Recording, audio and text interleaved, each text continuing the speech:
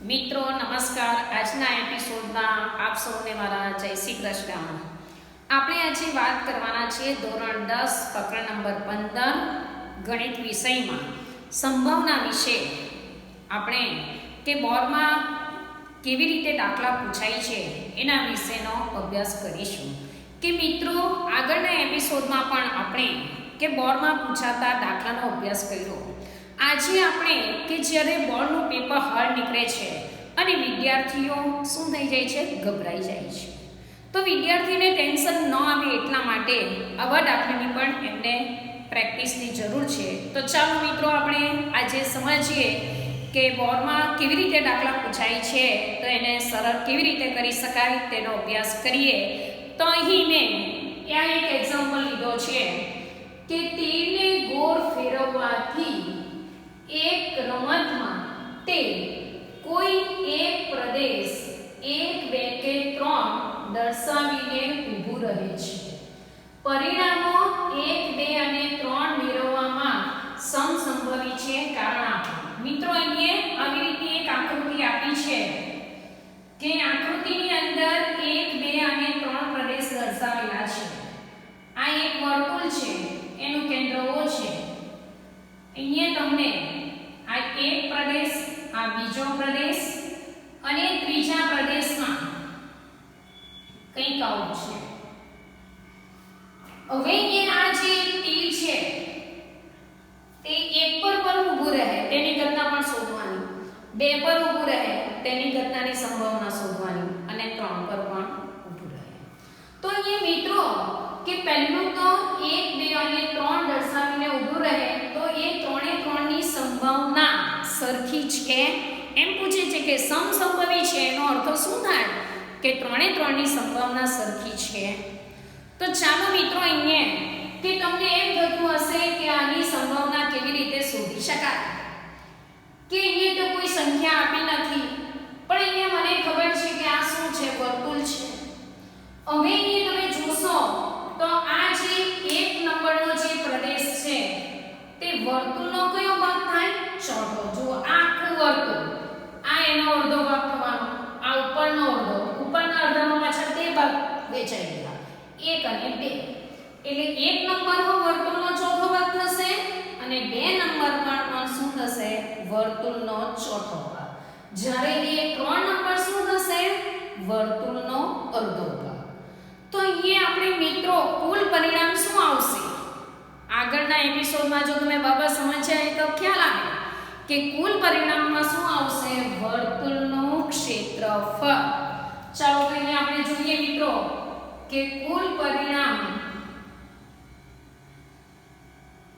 બરાબર શું આવશે, વર્તુળનું ક્ષેત્રફળ। ચલો વર્તુળનું ક્ષેત્રફળ બરાબર શું આવે, πr² નું સૂત્ર। ચલો એ જ પ્રમાણે ઘટના કે ઘટના A કહીએ, શું કહીએ ઘટના A, તીર એક પ્રદેશ પર ઊભું રહે।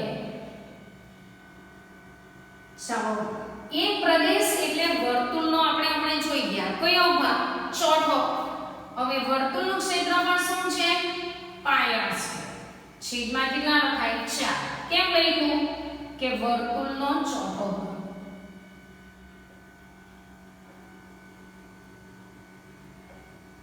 ચલો એ જ પ્રમાણે 2 ઉપર ઊભું રહે એને ઘટના B કહીએ આપણે। તો અહીં આપણે લખીએ કે તીર 2 પ્રદેશ પર ઊભું રહે, એ પણ શું થશે, વર્તુળનો કેવો ભાગ થવાનો મિત્રો, ચોથો ભાગ, એટલે એનું ક્ષેત્રફળ શું આવશે, વર્તુળનું ક્ષેત્રફળ πr², ચોથો ભાગ એટલે શું કરવાનું, છેદમાં 4। અહીંયા સમજાયું ને કેમ છેદમાં 4 કહીના દે કે એ પણ શું છે, વર્તુળનો ચોથો ભાગ। ચાલો સી ઘટના કે તીર 3 પ્રદેશ પર ઊભું રહે।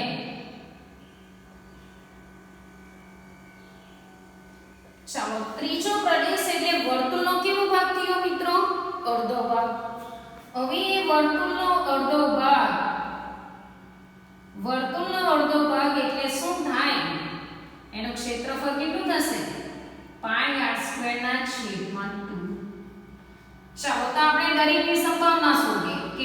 ઓફ a બરાબર સૂત્ર એક પર લખીએ કે ઘટના a ની સંખ્યા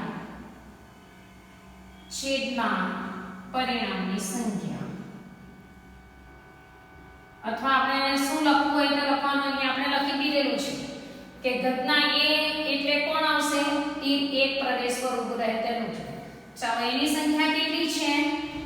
પાઈ r સ્ક્વેર ના છેદમાં 4. ચાલો પરિણામની સંખ્યા એટલે કુલ પરિણામ, અહીંયા કુલ પરિણામની સંખ્યા એટલે કુલ પરિણામ આપણું શું છે? વર્તુળનું ક્ષેત્રફળ. શું આવશે મિત્રો? પાઈ r સ્ક્વેર. ચાલો આ 4 ક્યાં જશે? છેદમાં, એટલે પાઈ r સ્ક્વેર છેદમાં 4 ગુણ્યા પાઈ r સ્ક્વેર. આ બંને ઉડી જશે એટલે શું આવશે મિત્રો? 1/4. ચાલો બી પ્રદેશ, બી ઘટનાની સંભાવના શું આવશે? સંખ્યા શું છે?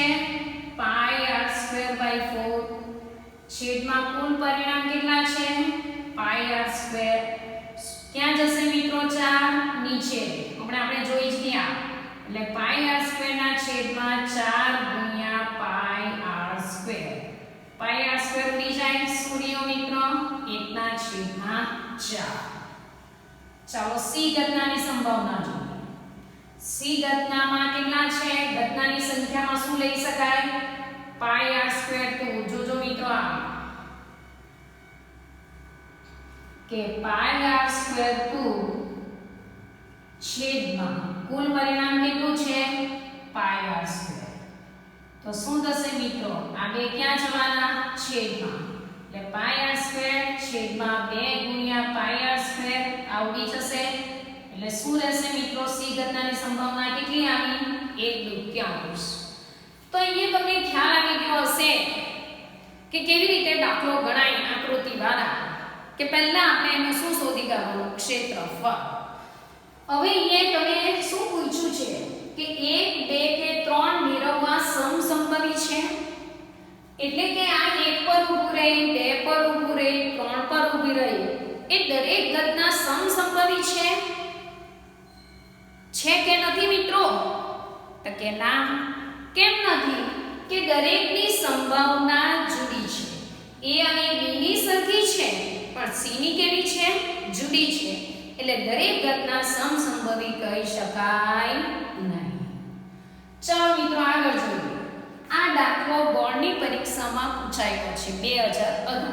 ખૂબ જ ધ્યાનથી જોજો કે નીચેની આકૃતિમાં વર્તુળ પર દડો પડે તેની સંભાવના શોધો. હવે અહીં તમે ધ્યાનથી જોશો તો મિત્રો બે આકાર આપેલા છે. એક છે કાટકોણ ત્રિકોણ અને બીજું શું છે? વર્તુળ. એટલે તમને તો હવે ખ્યાલ આવી ગયો હશે, મોટી આકૃતિ કઈ છે? કાટકોણ ત્રિકોણ. નાની આકૃતિ કોણ છે? વર્તુળ. બંનેના ક્ષેત્રફળ શોધી કાઢીએ એટલે કામ આપણું કેવું થઈ જાય? એકદમ સરળ. ચાલો તો અહીં કુલ પરિણામમાં કોનું આવશે? કે કુલ પરિણામ મેળવવા માટે કોનું ક્ષેત્રફળ આવવાનું? કાટકોણ ત્રિકોણનું ક્ષેત્રફળ.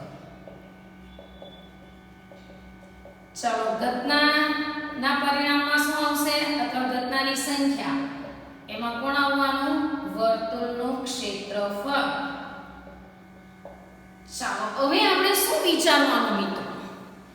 કે જ્યારે આવો કે વર્તુળનું ક્ષેત્રફળ શોધવાનું છે ને કાટકોણ ત્રિકોણ, હવે એના સૂત્ર યાદ કરવા કે કાટકોણ ત્રિકોણનું ક્ષેત્રફળનું સૂત્ર શું આવશે? 1/2 ગુણ્યા કાટખૂણો બનાવતી બે બાજુનો ગુણાકાર, અથવા 1/2 પાયો ગુણ્યા વેધ પણ લઈ શકાય.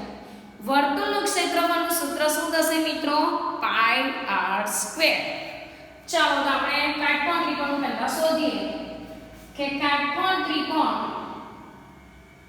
ABC નું ક્ષેત્રફળ બરાબર 1/2 ગુણ્યા કાટખૂણો બનાવતી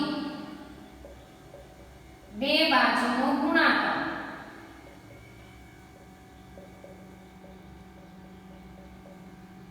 હવે કદાચ કોઈ મિત્રને એમ થાય કે ટીચર હું 1/2 પાયો ગુણ્યા વેધ લખું તો ચાલે કે ત્રિકોણ? ચાલે. કેમ? પાયો અને વેધ એ શું થવાના? કાટખૂણો બનાવતી બે બાજુ થવાની. ચાલો તો અહીંયા આપણે જોઈએ કે 1/2 કાટખૂણો બનાવતી બે બાજુના માપ એકનું 6 છે, બીજાનું કેટલું છે 8. ચાલો અહીંયા શું થશે મિત્રો?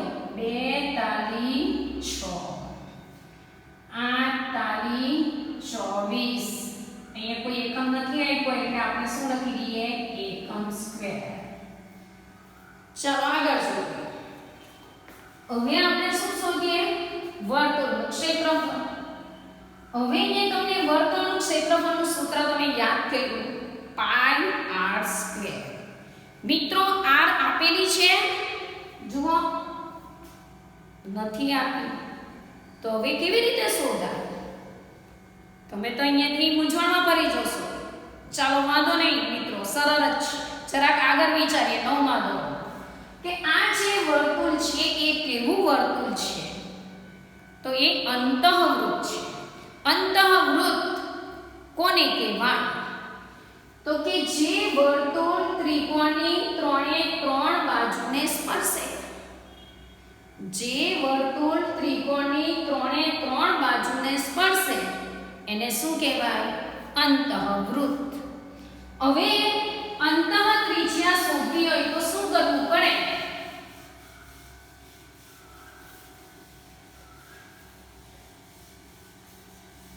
મિત્રો કે આ જે ત્રિજ્યા અંતઃવૃત્ત એટલે અંતઃ ત્રિજ્યા. હવે કાટકોણ ત્રિકોણ માટે અંતઃ ત્રિજ્યા શોધવા માટેનું સૂત્ર તમારે યાદ રાખવું પડે કે કાટકોણ ત્રિકોણ માટે અંતઃ ત્રિજ્યા r બરાબર સૂત્ર છે કાટખૂણો બનાવતી બે બાજુનો સરવાળો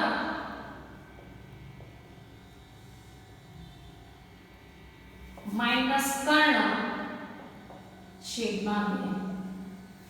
આ સૂત્ર તમારે યાદ રાખવાનું છે. 9મા ધોરણમાં પણ આવેલું, જો બરાબર અભ્યાસ કર્યો હોય તો. હવે અહીંયા તમે સૂત્રમાં શું જોઈએ? આપણે કે કાટખૂણો બનાવતી બે બાજુ, તો એ તો છે. કર્ણ ખબર છે? તો કે ના. તો કેવી રીતે શોધી શકાય મિત્રો? વિચારો તો કે કર્ણ શોધવા માટે મારે શું કરવું જોઈએ? એકદમ સરળ છે કે કર્ણ શોધવા માટે કાટકોણ ત્રિકોણ એટલે આપણને કોણ યાદ આવવો જોઈએ? પાયથાગોરસનો પ્રમેય. તો ચાલો મિત્રો આપણે પાયથાગોરસના પ્રમેય પ્રમાણે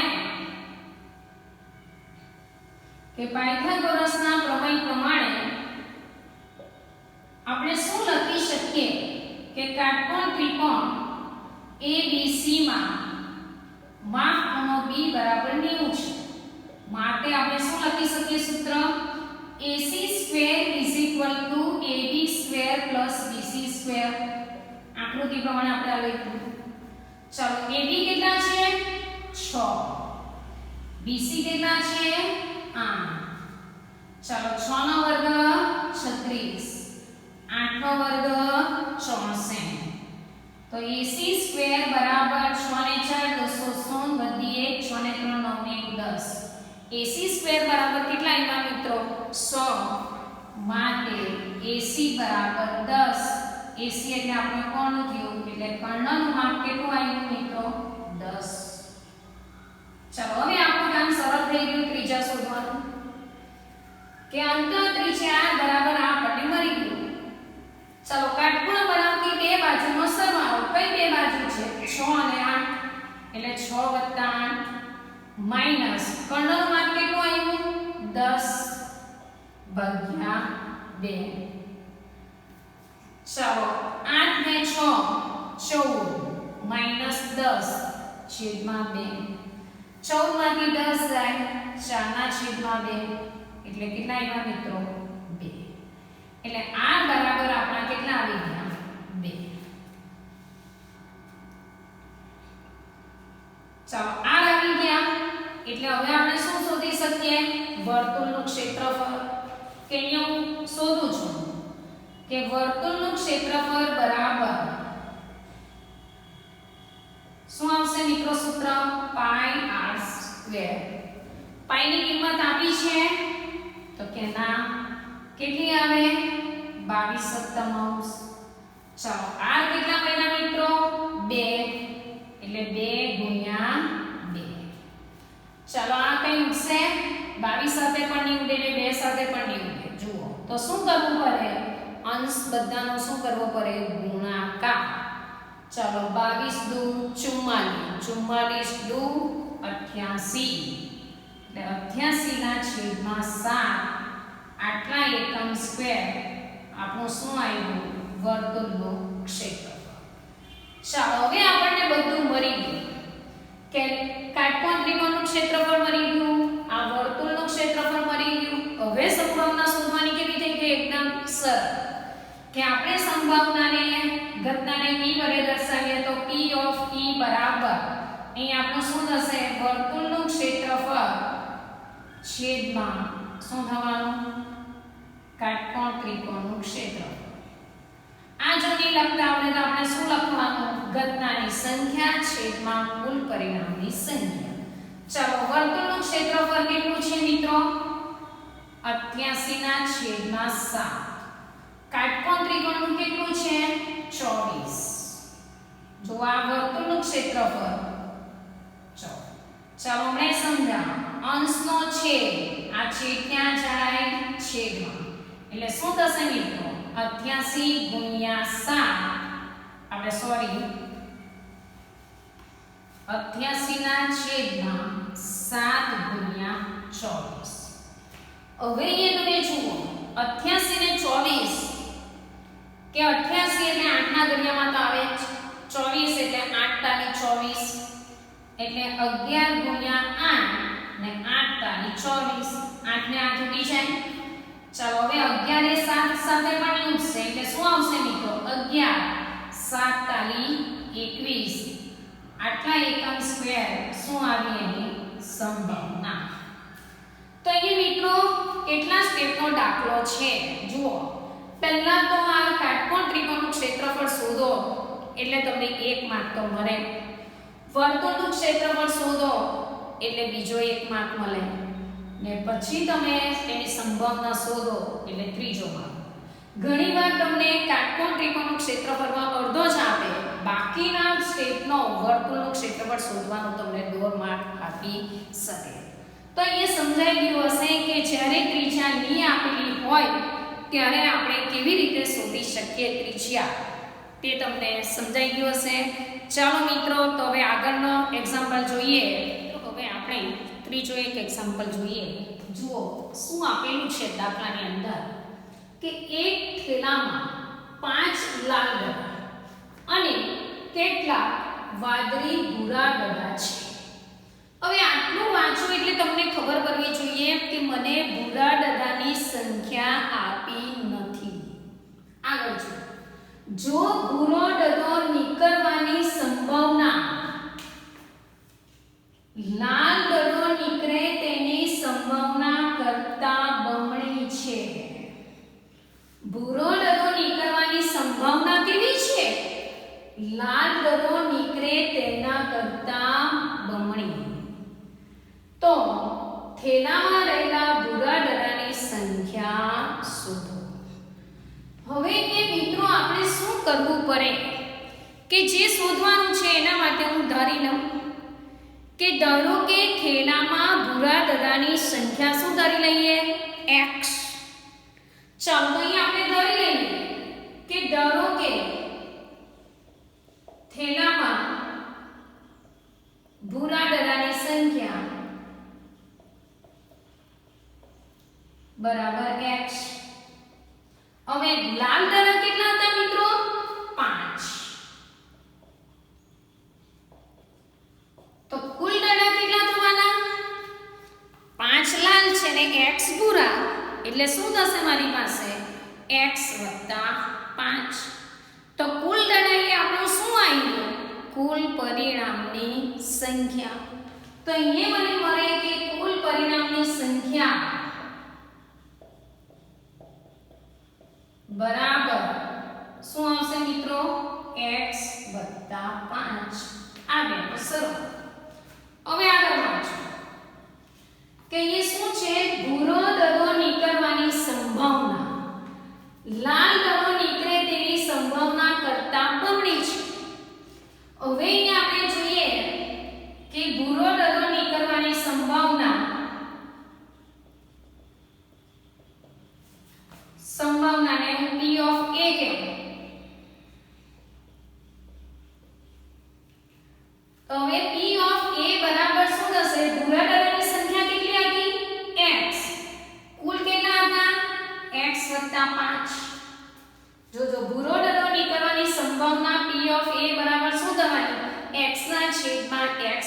5 સૂત્ર પ્રમાણે ભૂરા દડાની સંખ્યા છેદમાં કુલ પરિણામની સંખ્યા. એ જ રીતે કે લાલ દડો નીકળવાની સંભાવનાને b વડે દર્શાવી ઘટનાને, તો p ઓફ b બરાબર શું થશે? લાલ દડા કેટલા છે? 5, એટલે એની સંભાવના શું થશે? 5 ના છેદમાં x વત્તા 5. હવે કે મિત્રો તમને જે આપેલું છે કે અહીંયા તમે આ ખાસ કે ભૂરો દડો નીકળવાની સંભાવના, ભૂરો દડો નીકળવાની સંભાવના એટલે કોણ થવાની? p of a. તો ભૂરો દડો નીકળવાની સંભાવના, ભૂરો દડો નીકળવાની સંભાવના p ઓફ a એ શું છે? લાલ દડો નીકળવાની સંભાવના, લાલ દડો નીકળવાની સંભાવના, સંભાવના કેટલી છે એની? p ઓફ b કરતા બમણી. હવે આગળ તમે સમીકરણમાં આવું શીખી ગયા કે ભૂરો દડો નીકળવાની સંભાવના એટલે મિત્રો p ઓફ a બરાબર કેટલા છે? લાલ દડો નીકળવાની સંભાવના એટલે p ઓફ b એના કરતા બમણા, એટલે લાલ કરતા બમણા એટલે લાલની આગળ કેટલા મૂકવા પડે? 2. કેમ? લાલ ઓછા છે, કોની સંભાવના વધારે છે? ભૂરાની. કેવી છે? લાલ કરતા બમણી. ચલો એટલે લાલની સંભાવના આગળ કેટલા મૂકીશું? 2. ચલો ભૂરાની કેટલી છે મિત્રો? x 5. ચલો p ઓફ b બરાબર કેટલા છે? 5 ના છેદમાં x વત્તા 5. હવે અહીંયા આ બંને છેદ સરખા હોય ત્યારે તમે અહીંયા એમ ઉડાડી દો તો પણ ચાલે. અહીંયા નીચે બીજું કંઈ હોવું નહીં જોઈએ, ગુણાકાર હોવો જોઈએ. આ બે છેદ સરખા હોય તો ડાયરેક્ટ ઉડાડશો તો પણ ચાલશે. કેમ? આ છેદ છે અહીંયા અંશમાં જાય, અંશ અને છેદ ઉડી જશે. ચાલો તો x બરાબર 2 ગુણ્યા 5 કેટલા આવ્યા મિત્રો? 10. x શું છે? ભૂરા દડાની સંખ્યા. તો આપણે આ ભૂરા દડાની સંખ્યા મિત્રો કેવી આવી? 10. જુઓ થઈ જાય કે આપણી સંભાવના લાલ દડો 5, 10 ને 5 15, પેલા 5 ના છેદમાં 15 ને પેલા કેટલા થવાના? 10 ના છેદમાં 15. આગળ જોઈએ મિત્રો, જુઓ એવો સરસ મજાનો દાખલો છે કે એક પેટીમાં 12 દડા છે, તેમાંના x દડા કાળા છે. 12 દડા છે તેમાં કયા રંગ છે તે નથી કહ્યું, પણ આપણને એવું કહ્યું કે x દડા એમાંથી કાળા છે. જો પેટીમાંથી એક દડો યાદચ્છિક રીતે કાઢવામાં આવે તો તે કાળા દડાની સંભાવના કેટલી? શું કહ્યું છે આટલું પહેલા સમજો. પેટીમાં કુલ કેટલા દડા? 12. કાળા દડા કેટલા થયા? x. તો કાળા દડાની સંભાવના કેવી રીતે શોધાય? કે કાળા દડાની સંખ્યા છેદમાં કુલ, એટલે શું આવશે મિત્રો? x ના છેદમાં 12. બહુ ઈઝી છે. જુઓ કે અહીંયા આપણે જોઈએ કે કુલ પરિણામની સંખ્યા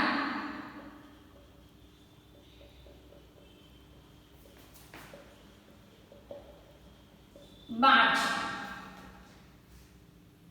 તેમાં ઘટના a કાળો દડો, તો કાળા દડા કેટલા છે?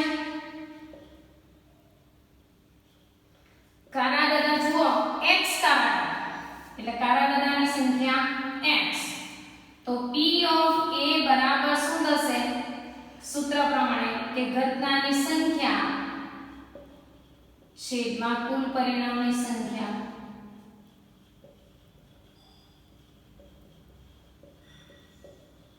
એટલે શું આવશે મિત્રો? x ના છેદમાં 12. તો અહીંયા પહેલો જે આપણો સવાલ છે તે તો આવી ગયો, એકદમ સરળ છે. જુઓ x ના છેદમાં 12. હવે આગળ જોજો. જો બીજા 6 કાળા દડા ખોખામાં મૂકવામાં આવે, કુલ કેટલા હતા? 12. બીજા 6 મૂકો એટલે કેટલા થાય મિત્રો? 18. એકદમ સરળ.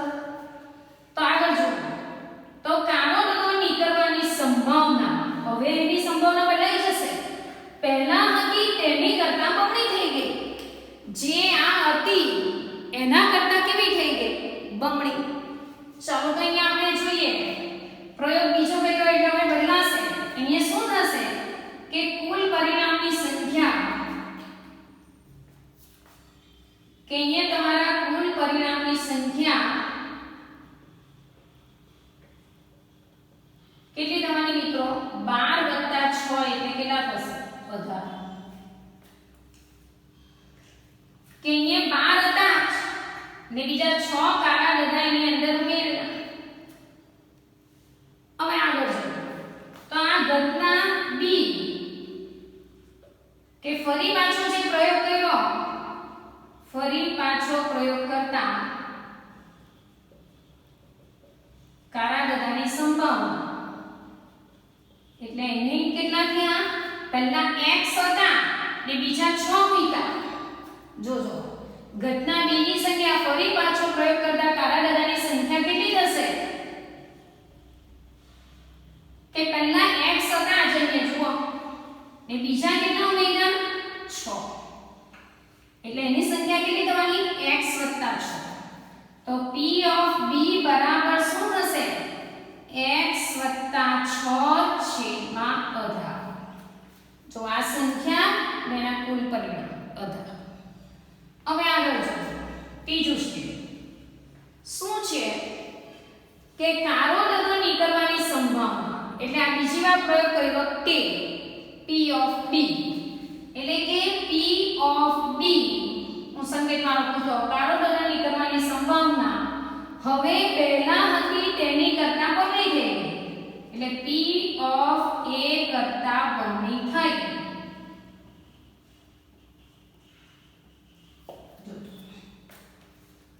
કે કાળો ગધો નીકળવાની સંભાવના પહેલા હતી પહેલા કેટલી હતી p of a એના કરતા કેવી થઈ ગઈ બમણી. તો અહીંયા જોજો p of b બરાબર કેટલા છે x + 6/18. p of a કેટલા છે x ના છેદમાં 12 એના કરતા કેવી છે બમણી એટલે આગળ કેટલા મૂકવાના 2 થશે ને મિત્રો. p of b એટલે x + 6/18 પછી સાનું ચિહ્ન બરાબર p of a એટલે x ના છેદમાં 12 એના કરતા બમણી એટલે આગળ કેટલા મુકાય 2. કેવી રીતે સમીકરણ બનાવવાનું જે હોય તે લખવાનું ત્યાર પછી સાનું ચિહ્ન મૂકવાનું બરાબર પછી p of a એટલે p of a લખાય બમણી એટલે આગળ ગુણાકારમાં કેટલા લખાય 2. ચાલો આગળ જોઈએ કે અહીંયા 2 × 12 એટલે શું થશે x + 6/18 બરાબર x ના છેદમાં 6 ક્રોસ ગુણાકાર કરે તો શું અહીંયા થવાનું 6x + 6 બરાબર 18x. ચાલો આ 6 ક્યાં જશે છેદમાં x + 6 બરાબર 18x ના છેદમાં 6 6 તાલી 18 એટલે આવું આવ્યું x + 6 બરાબર 3x એટલે 6 બરાબર 3x x ને આ બાજુ લઈ જાઓ -x એટલે 6 બરાબર 2x એટલે x બરાબર કેટલા મિત્રો આવે 6 ના છેદમાં 2 એટલે 3. ફરીથી 2 × 12 ઉદાહરણ પછી ક્રોસ ગુણાકાર આપણો ચોકડી ગુણાકાર 6 ને આની સાથે ને 18 ને આની સાથે પછી આ 6 ક્યાં લઈ ગયા છેદમાં 6 તાલી 18 એટલે 3x x આ બાજુ લીધો એટલે -x 3x માંથી x જાય એટલે 2x આ બે ક્યાં જવાના છેદમાં 6. હવે કદાચ કોઈને મિત્રો જુઓ કંઈક આવું શોર્ટકટ કરવું હોય તો પણ ચાલે. કંઈ મેં લખું x + 6 ના છેદમાં 18 બરાબર આવું છે x ના છેદમાં 12. હવે હું શું કરું અહીંયા આવી રીતે કરી નાખું 2 × 12 અને 6 તાલી 18 અહીંયા 3 એટલે મારો જવાબ અહીંયા આવી જાય x + 6 બરાબર 3x. કામ કેવું થઈ જાય એકદમ સરળ. અહીંયા આ બે ગુણાકારમાં હોય તો ઉધારી દેવાય એક સંખ્યા હોય તો. ચાલો તો અહીંયા મિત્રો સમજાઈ ગયું હશે કેવી રીતે બનાવવાનું તે. ખાસ આ લખતા જવાનું જો કાળો ગધો નીકળવાની સંભાવના એટલે p of b પછી સાનું ચિહ્ન અલ્પવિરામ પહેલા કેટલી હતી p of a એના કરતા બમણી પછી p of b ની કિંમત લખવાનું પછી સાનું ચિહ્ન બરાબર p ટી ઓફ એ લખો એના કરતાં ગમે. તો મિત્રો અત્યાર સુધી આપણે જે કંઈ બધા જોયા, પાસામાં જોયા, સિક્કામાં જોયા, પટ્ટામાં જોયા, પછી બોર્ડમાં પૂછાતા બીજા તે સિવાયના દાખલા, આટલું જો તમે કરશો તો હવે તમને કોઈ સંભાવનામાં પ્રોબ્લેમ આવશે નહીં. આના ઉપરથી બીજા જે તમને કંઈક પ્રેક્ટિસ બુકના દાખલા તે સ્વપ્રયત્ન કરવાના. હવે મિત્રો આપણે આવતા એપિસોડમાં સંભાવનાના MCQ વિશે વાત કરીશું. નમસ્કાર, ચાલો પાછા ફરી મળીશું.